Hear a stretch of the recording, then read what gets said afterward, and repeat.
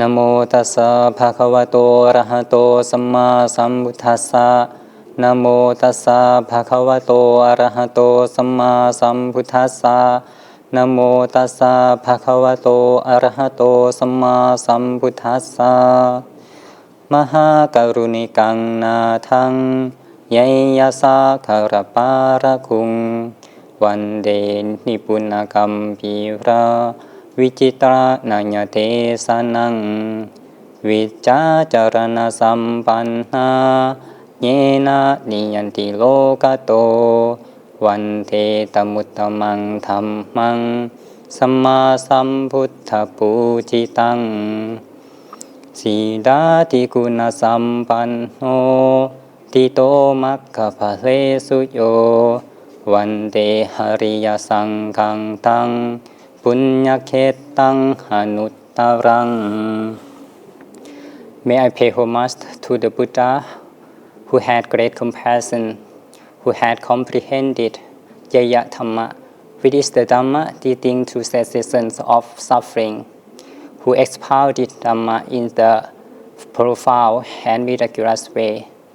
May I pay homage to the noble Dhamma, which leads one of perfect in wisdom and moral conduct to depart from the world.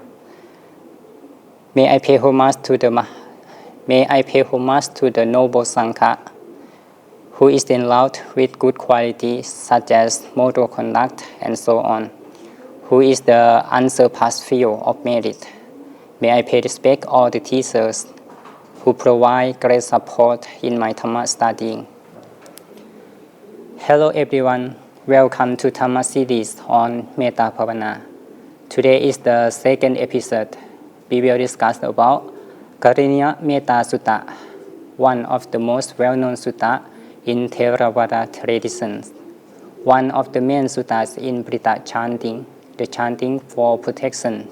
The Buddha taught this sutta to a group of monks who had been disturbed by deities while they were dwelling and practicing meditation at the foothill of Himalayas, who had come back to the Buddha at Jetavana Monastery during the rain retreat. The Buddha then taught them the sutta to be the guideline for cultivating loving kindness, to provide them sutta to be chanted for protection, and as well as to show them how to establish the foundation for deep concentration leading to insight development. In today's talks, we will discuss three main points. First, I will introduce the background story of this sutta, and then we will go to the text of the sutta. In this part, I will chant the Pali verses and give the general translation in English. And finally, I will show this sutta in three parts or three divisions, so that we can see three Dhamma points that the Buddha taught to those monks. Now let's start with the background story of the sutta. It is said that those days the Buddha were staying at Jetavana Monastery near Savatthi, and the time for the rain retreat was coming up. Monks from different places had approached the Buddha to receive the direct instructions from the Supreme Master. Then they would go back to their monasteries for their dwellings or hermitages to make a vigorous effort at spiritual liberation. This was how the group of 500 monks approached the Buddha. After receiving instructions, they went in search of a suitable place to spend the rain retreat. They traveled gradually until they reached a beautiful hillock at the foothill of Himalayas. This place was embellished with a cool, dense, and green forest grove, with a stretch of ground covered with sand, and was furnished with clean spring of cool water. The monks were captivated with the sight, and there were a few villages nearby as well. The monks spent one night at that elegant grove, The next morning entered a nearby village for alms round.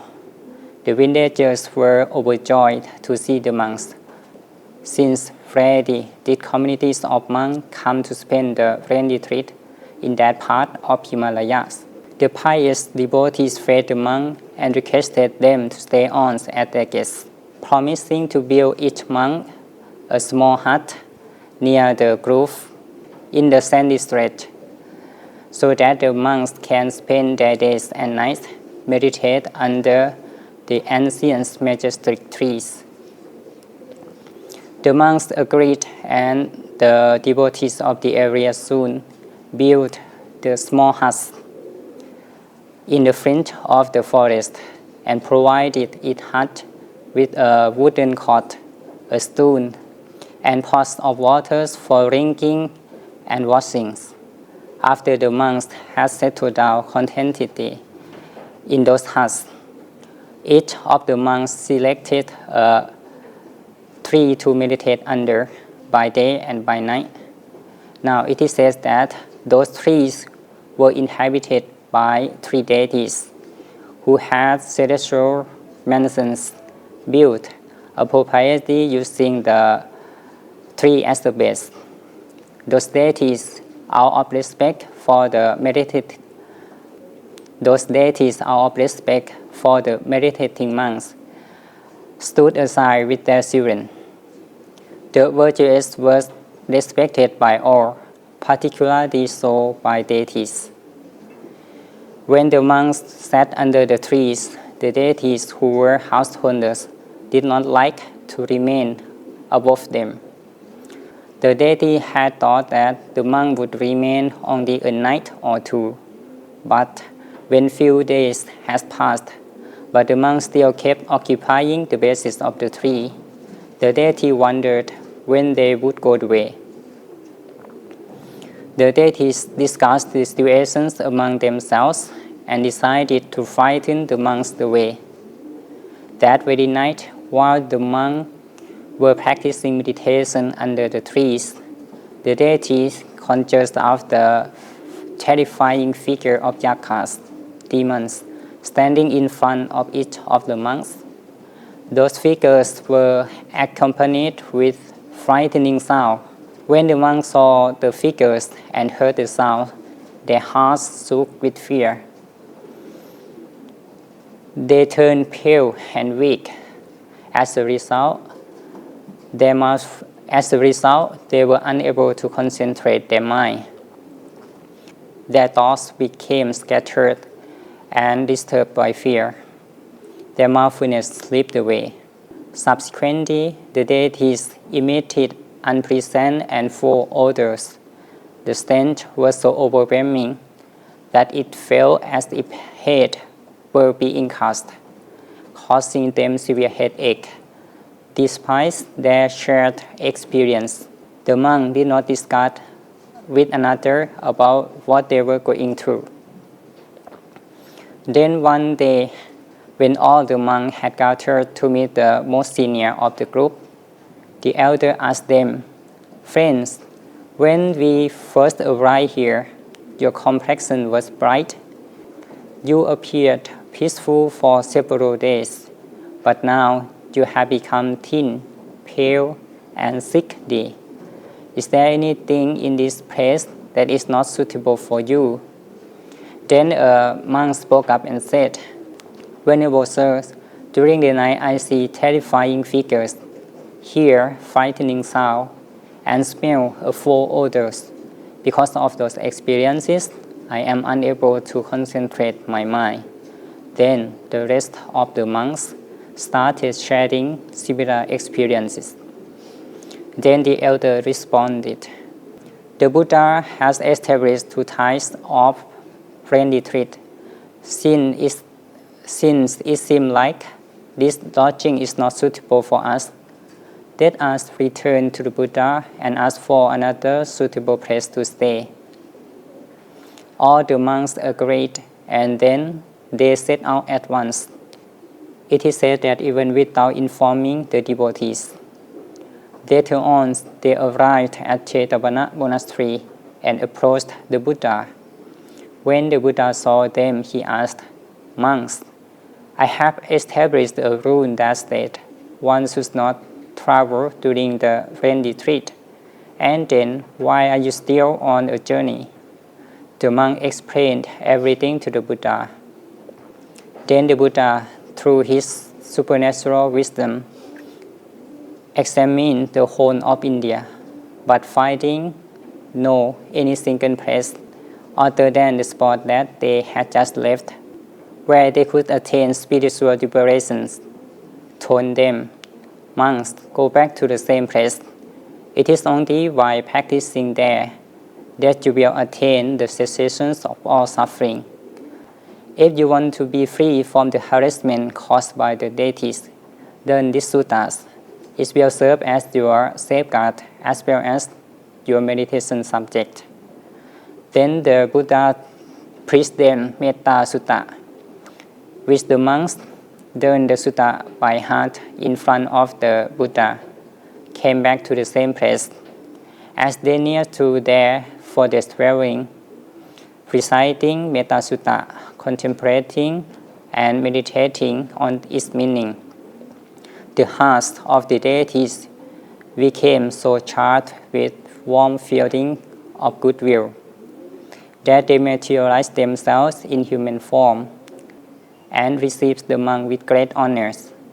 They took their bowls, conducted them to their rooms, caused food and water to be served, and then appeared in their normal form, and invited the monks to occupy the bases of the trees and meditate without hesitation or fear. Furthermore, during the periods of the rain retreat, the deities did not only serve the monk in every way, but made sure that the place was completely free from disturbance. Enjoy the perfect silence. All the monks attained to the pinnacle of spiritual perfection. At the end of the Vassa, every one of the 500 monks become arahants. That is how was the Metta Sutta is taught and how beneficial it was to those 500 monks. As in the previous video that I talked about, it will benefits of Metta Bhavana. We can see that in this story of 500 monks, there are three benefits that's prominent here. The first one, after learning and reciting and contemplating on Metta Bhavana, the monks become dear to the deities, and the deities protect them, serve them. And also, after practicing Metta Bhavana during the Vassa, the monks can attain jhana and can keep on developing insight till finally they can attain Nibbana, become an arahant. Now let's move to the second part. I will chant the Karaniya Metta Sutta in Pali, and then I will give general translation in English. Namo tassa bhagavato arahato samma sambuddhassa. Karaniya Metta kusadena yantang santang patang apisamecha. Sakko uchu jasuhuchu jasuvajo jasamutu anatimati. Santos sako jasuparo ja appakitjo jasanlahu kabunti. Santin triyo janipako ja appakapo kule su ananukinto. Najakutang samma jare kinjinhe na pinyo pare upawateyung. Sukhino wa ke mino hontu sambe satta bhavantu sukhitatta.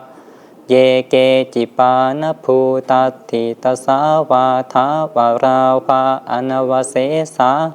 Tikhawa ye mahanta apa machima rasaka anukatuta. Tithawa ye ja atitha ye ja ture vasanti aviture. Bhutawa sampave siva sambe santa bhavantu sukhitatta. na paro parang nikupe thana tipan ye thakatha jinang kanji pyaro sana patika sanya nanya panya satukha michaya mata nyathani yang puttang hanyusa eka puttamanurakke evang pisabha pute sumana sangphava ye aparimatang Metan jasa phalo kasming pana sangphava ye aparimatang Udang ado jatiriyan ja asambatang aperang asapatang Tithang jarang nisinno vasayano vanyavatasya vikataminto Etang sating atithaya pragma petang piharang itamahu Tithin ja anupakhamma silava dasanena sampanno Kame subinenya ketang nahi jatu kapaseyang punavreti iti. This should be done by the one skillful and beneficial practices who wishes to attain penetrative realization of peaceful nibbana. He is to be able, upright, very upright, compliant, pliant, not conceited, contented, easy to support, with few duties, living rightly, have calm faculties, have measured wisdom, not impolite, and without great unhouseholders. Let him not perform even the slightest wrong, for which wise men would censure. Let him contemplate thus. May all beings be happy and safe. May they have mental happiness. Whatever beings that exist, whether is tempering or unshakable, long or short or plump, big or small or medium-sized, those seen or not seen, those dwelling far or near, those born or seeking rebirth, may all beings be happy.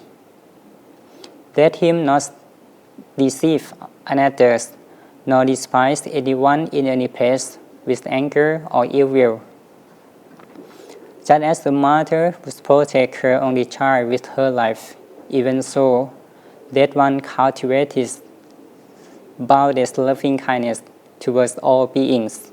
Let him derive the boundless loving kindness towards the entire world, above, below, across, unobstructed, without anger and without hostility, standing, walking, sitting, or reclining, as long as he is without drowsiness. Let him develop his mindfulness.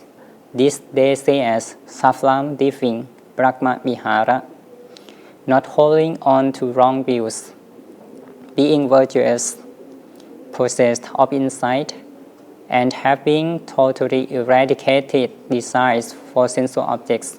Surely he will never come to be reborn in a womb again. That is the Karaniya Metta Sutta with its translations. When we examine this sutta thoroughly, we will see that there are three main parts in this sutta. The first part from the beginning until Naja kuthang samajare kinji nena binyu pare upavate. In this part, the Buddha taught 15 qualities that the monks should develop to be the supporting idea for spiritual development. Those 15 qualities are called as Kammathanupachara, the proximate cause of meditations. The 15 qualities are Sakko, be capable, Uchu, upright, Suhuchu, very upright, Subajo, compliant, Mutu, pliant, Anatimani, not conceited, Santusako, contented, Suparo, easy to support, Apakijo, with few duties, Sanlahukabuti, living rightly, Santintriyo, have calm faculties, Nipako, intelligent or have measured wisdom. Appakapo, not impolite. Kulesu ananukito, without grace on householders. And Naja kutang smajare kinji yena pinyu pare upawateyung. This part means that him not perform even the slightest wrong, for which wise men would censor. The second part, starting from Sukhinova kemino hontu sabbe satta pavantu sukhitatta until etang sating atiteya pragmametang biharang itamahu. In this part, the Buddha shows how to develop loving kindness to attain deep concentration. In this part, the Buddha taught various methods of cultivating loving kindness based on various categories of objects to be the choices for those monks so that they can choose the object that become clear to their mind. The object of loving kindness in the brief method is all beings, sabbe satta. And in the detailed methods, the Buddha provides various categories of objects according to the being's size, shape, the place of dwelling, and so on. And then the Buddha shows how genuine loving kindness should be developed and when or how much that one should develop loving kindness. The third part, which is the last kata, Tittinja anupakamma silava tassanena sampanno kamesu vinaya ketang nahijatu kapaseyang punaretiti. In this part, the Buddha shows how a person can attain Magga and Phala, starting from becoming Sotapanna and moving on, attaining higher Maggas and Phalas, and attain Nibbana. In the next video, we will go to details each part of the sutta. Today is just the general introductions. I have introduced the background stories that we can see how beneficial Karaniya Metta Sutta. In today's talk, I just give the general introductions to the sutta. In the background story, we can see how important, how beneficial it is to developing loving kindness. It can bring protection from those 500 monks who dwelling and practicing meditation in the forest. They became beloved to deities. The deities provide them protections and serve them, cause them to practice easily and comfortably, and then lastly develop their mind until attain concentration, and finally they could attain Nibbana. The second part, I have chanted the sutta in Pali with the translation, and finally I provide the outline of the sutta by showing it in 3 parts. I will end my talk by wishing you with the great aspiration. Ratanatanya Sanupavena, by the power of the triple gems. Imina Punya by the power of this merit in preaching and listening to Dhamma. May all of you be happy. May all of you get liberated from all suffering and attain Nibbana soon. May all living beings be happy. Sadhu, sadhu, sadhu.